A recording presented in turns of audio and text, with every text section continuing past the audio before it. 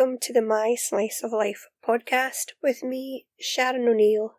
I am still your very own Highland host, and this week we are discussing all things habit. Actually, I wanted to know if it was too late for me to change some of my more undesirable habits and bring some better ones into my life. I mean, after all, I am now 50. Is that too old to start? Or can we do this sort of thing at any age? That's what I wanted to know. And I'm hoping I'm not the only one who feels like this. And if what I've been seeing online is anything to go by, I'm not, which makes me very happy. In fact, if you go onto YouTube and just type habits, everyone has something to say. It's the same with books. There are millions of them. Well, okay, that might be a slight exaggeration, but not far off. The thing is, I found one name in particular kept coming up time and time again, and this time I'm not talking about Mel Robbins. I'm talking about James Clear and his book, Atomic Habits. Now, I'm not going to tell you I've read the whole book and taken in every word, but I am listening to it at the moment, and I'm liking what I'm hearing. In fact, I think there's hope for me yet, so that's got to be good.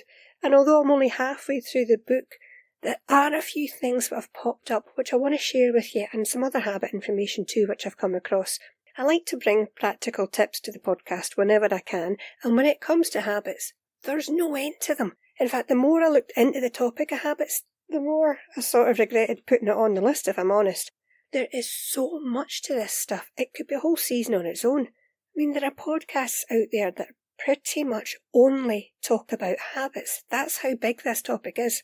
So I've had to be pretty ruthless, and I decided to stick mainly with James Clear and his book Atomic Habits for this episode. Having said that, if you have some information which you think is really important on this topic and I haven't covered it, please feel free to leave a comment and let me know. I'm only too happy to learn a bit more.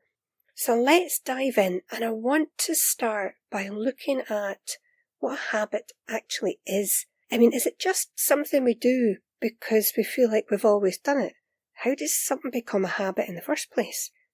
Whether we like it or not, habits are part of our lives every day. In fact, according to researchers at Duke University, habits account for about 40% of our behaviours on any given day. So what is a habit? In really simple terms, habits are repeated behaviours that become automatic over time. In fact, they're often described as shortcuts for the brain, and I didn't know this. They help the brain conserve energy because there's no decision making to do. You just do the thing out of habit. And it's a really good thing when it comes to positive, healthy habits. Our brain is then free to go and deal consciously with other challenges which do crop up. How you are today, right now, is an effect of your habits. What kind of habits spring to your mind right now? Because all I focus on at the moment is my bad ones. I've got to be honest. I mean, do you struggle to get up because you're late to bed? Are you always a little dehydrated because you aren't in the habit of drinking enough water? Are you struggling with your weight because you tend to snack in the evening? Yeah, I'm putting my hand up to quite a lot of these. Maybe you're known for being reliable because you have a habit of being on time, or you have great organisational habits. I mean, we all have them, and we all have a mix of ones we like and ones we don't. But how does something become a habit? Well, it turns out it's all down to a really simple loop. In fact, it's called the habit loop. Not the most original name, I've got to say, but hey ho, let's go with it. First, there's a cue. Some sort of a trigger that initiates the habit. For example, you get a notification on your phone. Then there is the routine, which is the behaviour, which in this case would be checking your social media on your phone. Then the biggie, the reward. That's the benefit you get from the behaviour, such as a dopamine hit from seeing the likes or messages. A good example of this would be drinking water every morning. So your cue would be seeing the water bottle on your desk, the routine, picking up the bottle and drinking the water, the reward, you feel refreshed and you're more alert. On the other hand, there are bad habit loops, such as binge watching TV. The cue, you feel stressed or bored or you're tired, you've had a long day. Your routine, turn on Netflix. And your reward, you get that temporary distraction from your problems. In his book, Atomic Habits, James Clear actually has a slightly different habit loop. He says first there is the cue, which triggers a craving, which motivates a response, which in turn provides the reward. But I think either definition gives a clear enough picture of what's going on. I mean, I know when I'm coming into the kitchen and I hear the kettle boiling, that's my cue to want a cup of coffee. So what do I do in response to this cue? I make my coffee, which is the routine or the response, and I get my reward when I drink it. For a long time, I've been putting off some changes I want to make in my own life because I assumed they would need to be big and dramatic, and if I'm honest, I just didn't know where to start. However, the good news is the exact opposite is true. James Clear gives us the answer with the name of his book, Atomic Habits. Atomic. Not huge, not dramatic, but tiny. Think of the size of an atom. That's how much of a change you need to make. My mind was blown when I found this out. As he says in his book, here's a wee quote. If you get 1% better each day, you'll end up with results nearly 37 times better after a year. Did you hear that? Results nearly 37 times better. That's a huge change, and all from just 1% a day. Just a little better than the day before. That sounds manageable, doesn't it? Even I'm sitting thinking, I could do that.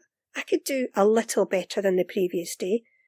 Now, making just a small change on its own won't achieve anything if you only do it once. But if you make a small, tiny change every day, and they build up over time, that's how big differences are made. So how do we do this? How do I introduce these healthy habits into my life and get rid of the not so good ones? Well, I'm going to stick with James Clear from here because he gives such a clear guide for us. I think it would be advisable to stick with it. So if you think this is all about goal planning, you are wrong. This next little extract is from Aidan Hornsby from Medium.com, and he does a great summary of atomic habits, and I really liked this little bit about goals versus systems. Goals are about the results you want to achieve. Systems are about the processes that lead to those results. Goals are good for setting a direction, but systems are best for making progress. The purpose of setting goals is to win the game. The purpose of building systems is to continue playing the game. When you think about it, that makes sense. Because I don't want to do something just to get to a destination. I want it to become part of my life, my routine. So I need a system to keep it in place, not just a goal. He actually goes on to say, if you're having trouble changing your habits, the problem isn't you. The problem is your system. You don't rise to the level of your goals. You fall to the level of your systems. I think that's quite a famous James Clear quote, actually. And I've got to tell you, when I was listening to his book the other night, while I was ironing, actually, I could feel myself getting excited about this because there are a lot of changes I want to make for myself, and I felt like I just needed a starting point. So although I haven't finished the book yet, I have been to James Clear's website, I've signed up for his 30 Days to Better Habits email course, and I now get his weekly newsletter. So if you're looking to make some changes, I can really recommend his site as a good starting place. And it's jamesclear.com. That's it, nice and easy. Now on with making new healthy habits. James Clear gives us 4 very simple steps to develop new habits which are based on his 4-step habit loop. And these are the first law, which is the cue. Make it obvious. We do so many things in a day without even thinking about it, so we need to make our new habit so obvious it seems like the only logical thing to do. So if you want to drink more water, you leave bottles of water in strategic places you know you're going to see them. That sort of thing. James Clear actually talks about writing down every single habit you do over a day, then rating them, positive, negative or neutral, so you become aware of the habits you already have. In other words, to change the process, you have to become more aware of the process, which makes sense, but I haven't done that bit yet. He then suggests doing something he calls habit stacking, and I hadn't heard of this, but when he explained it, it made a lot of sense. So instead of trying to introduce something new with its own time and its own place, what you do is you pair it with a habit you already have, like a habit body system. So for example, in the morning you might say, after I brush my teeth, I'm going to floss my top teeth. Then at night you might say, well, after I brush my teeth, I'm going to floss the bottom ones. Because then you're on your way to making sure you develop the habit of flossing every day. In fact, James Clear has a formula he uses for this, which is when you say, after and you put in your current habit, I will, and you put in your new habit, so you're pairing it up with something you already do. And he also explains that we need to set up our environments for success, bearing in mind that the visual cues work the best. So for example, if you want to exercise when you first get up, have all your workout clothes right there so they're the first thing you see in the morning. That's your visual cue. And speaking of visual cues, remember it's easier to avoid temptation than resist it. So bear this in mind when you're sorting out your environment. That way you're not just relying on self-control and your own motivation. This is all about making the process as easy as possible, and I really like the way it's said in the book. Here's a wee quote. This is the secret to self-control. Make the cues of your good habits obvious, and the cues of your bad habits invisible. So now we come to the second law, the craving. Make it attractive. We want to make our new habit give us that dopamine hit just by thinking about doing the thing. According to James Clear, here's another little quote for you. Gambling addicts have a dopamine spike right before they place a bet, not after they win. If our habits are attractive to us, we can use this to our advantage because that expectation of reward, that dopamine hit, will motivate us to act in the first place. And James Clear introduces us to a new term here called temptation bundling, something I've never heard of. This is linking something you want to do with something you need to do. Maybe you want to watch the new episode of Outlander, but you haven't got your steps in yet for the day, so how do you bundle them? You have a rule that you can only watch the episode when you're on the treadmill. You know, that sort of thing. So you're linking something you want to do with something you need to do. In the book, another point is made about our habits, and that is our culture. In other words, the effect family and friends have on your habits. We keep hearing we're tribal at heart, and when it comes to habits, that might be true, because we do tend to pick up habits which will see us fit into our chosen group. So bear that in mind if you tend to hang around with negative chain-smoking gossips. Just saying, no judgment, just saying. Another way to help us see our actions as attractive is by the way we talk about them and the identity we associate with them.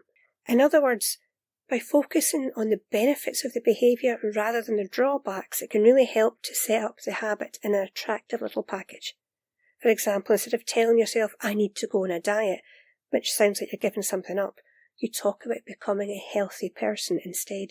You focus on the positive and make it attractive. If you're giving up smoking, you don't say, I'm trying to quit. You say, I'm not a smoker. So make it as attractive as possible. And that brings us to the third law, the response. Make it easy. This is where we're introduced to the difference between motion and taking action. Clear says when we're in motion, we're planning and developing strategies, but it's the action which actually produces the results.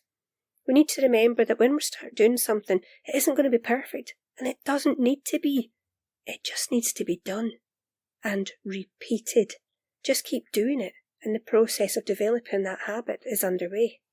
And all this should be done with as few obstacles as possible. In other words, making it easy to do. Now here is where I get to feel very pleased with myself for a minute. Just bear with me.